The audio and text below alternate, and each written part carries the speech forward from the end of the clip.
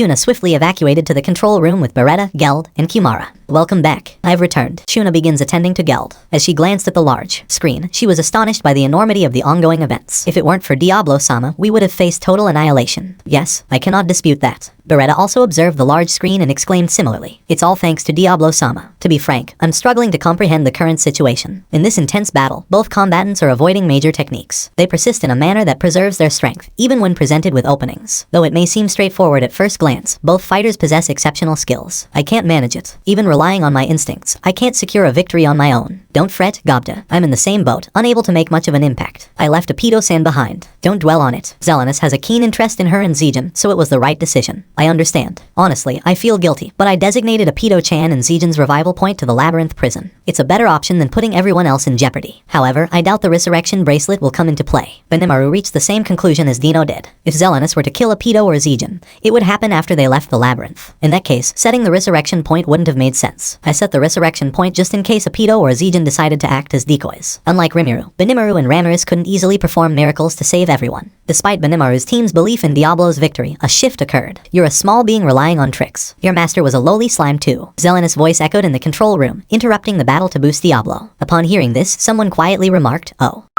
Likely Ramirez or Trainee, as it was a forbidden statement. Benimaru vented his frustration by pounding the desk, shattering it. Excuse me, that's very expensive, but... The control room now exuded a sense of hostility. However, Benimaru and the others couldn't retaliate. Why? Because there were still people on the ground who felt threatened and indignant. The warrior stirs, fueled by an anger that ignites every cell in his body, pulling Zegion back from the brink of death. Was it mere chance, or was it an inevitable turn of events? Zelanus' unnecessary words altered the course of destiny. Ah, Dino, looks like I'm in good hands. Zegion rises casually. Hey, don't act recklessly. Yes, I am. You're not fully healed yet. Despite Gracia and Pico's efforts to restrain him, Zegion remains resolute. He shifts his gaze towards the insect lord Zelanus, committed to fulfilling his mission. Even Diablo is in that state. It'll be challenging for you as well. Take care of a pedo. Zegion instructs Dino and pushes him forward. Can you win, Zegion? Of course. Upon hearing Zegion's steadfast affirmation, Dino burst into laughter. Not only did he believe the situation to be challenging, but he genuinely thought victory was unattainable. Nevertheless, Zegion confidently asserted, I will win, as if it were a foregone conclusion. Dino found amusement in Zegion's seemingly overconfident demeanor, prompting him to casually hand over the greatsword in his possession.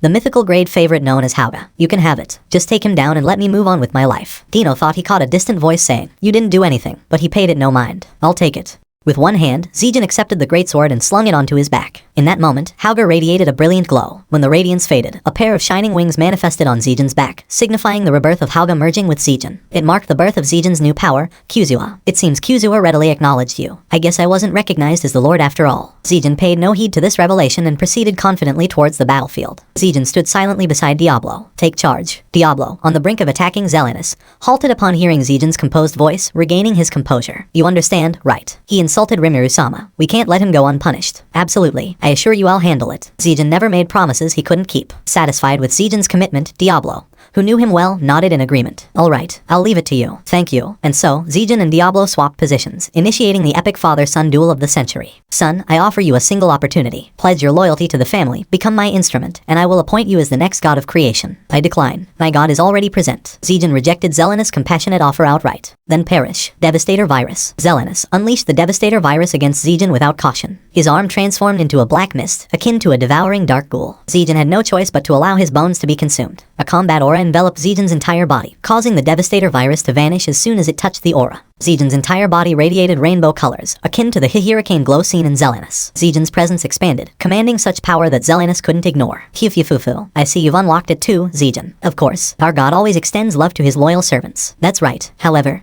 don't worry, Diablo. I'm not foolish enough to be overwhelmed by this power. With these words, Zegion advanced, the pressure shaking the hierarchy with a profound sound. Seriously, what is that thing? Pico, observing the battle, asked Dino. Since Pico, one of the observers, was unaware, Dino had no answers. I'm clueless, therefore, Diablo, please explain it for me. You idiot. Shut up and watch. Yes, sir. Dino had to retreat, sensing Diablo's dismissive attitude as if he had no interest in engaging with him. Silly. He's a disgrace. Phew. Dino, feeling lonely, contemplated the fragility of friendship, pondering the existence of something that may or may not have been there in the first place. On the large screen, the courageous image of Zegion battling against Zelanus unfolded. The reality presented was numerically implausible. Zegion's significance had surged to just below 8 million by assimilating Hauga. As Dino asserted, Zegion was now officially acknowledged as a master, utilizing all of its power to its fullest extent. However, it still fell short of Zelanus. Nevertheless, Zegion refused to retreat in the face of Zelanus. In fact, Zegion seemed to be gradually gaining the upper hand over Zelanus. Well, Zegion seems to understand Zelanus's power. Do you grasp that power, Benimaru? Ramiris inquired, but Benimaru was uncertain about his response. It was a power that defied easy explanation. Perhaps it's the power Rimuru-sama bestowed upon him. Benimaru sensed Seal within Rimuru, enhancing his prominence acceleration against Milim significantly. However, the use of Nihility Collapse, a skill beyond Rimuru's mastery, inflicted severe, unhealable injuries, delaying his return to the battlefield. I don't care if it was Rimuru-sama, it was an exceedingly perilous power for us. Zegion was imprudent to possess such power within him. Similar to Benimaru, even brief application of the power carried significant repercussions. Prolonged usage would entail an immense cost. Despite this awareness, they should have halted it at this point. However, defeating Zelanus necessitated more. Benimaru remained silent, maintaining faith that Zegion would emerge victorious. Zelanus was infuriated. Zegion, supposedly his son, displayed unexpected power surpassing Zes and even challenging Zelanus himself. The unsettling sensation he felt against Diablo recurred. He surpassed my expectations. Not yet, this poses no threat to me. Zelanus unleashed an assault with Silver Cilia attempting to slice Zegion into minuscule fragments, but Zegion's newfound power,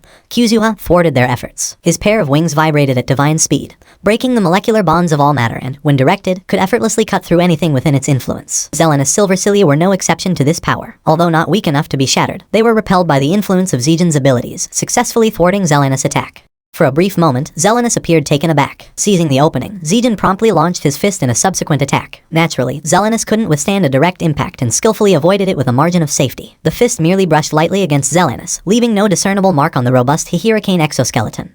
Overconfident. Using such a foolish tactic to defeat me only hastens your own demise. What do you? Zelanus attempted to counter, but experienced a sudden pain in his side, prompting him to leap backward. Veldora-style killing arts void fist. Zegion's response was his countermove to Zelanus's question about his action. Despite Zelanus thinking he evaded it, Zegion transmitted the destructive Nihility Collapse energy upon contact. The energy transformed into a penetrating wave within Zelanus's body, overcoming his Hihiricane exoskeleton. Despite its strength, the force caused immense pain, prompting an angry howl from Zelanus. Overwhelmed by failure and humiliation, Zelanus succumbed to an insurmountable rage in the face of this unbelievable reality. You're not emotionally mature enough for the battlefield. From that moment, Zegion launched into a fierce counterattack. Evidently, Zegion's power was on the rise. His entire body radiated rainbow hues, indicating the evolution of almost all exoskeletons into Hihiricane. Zelanus demonstrated remarkable prowess in facing it, but Zegion's assault was extraordinary. This was due to the circulation of Nihility Collapse energy within Zegion's body, a perilous force that coursed through him like blood, possessing the potential to obliterate the world if mishandled. The produced power instilled fear itself, enhancing Zelanus' reaction speed significantly. Gradually, blow by blow, Zelanus managed to land hits, but at one critical moment, the equilibrium shifted.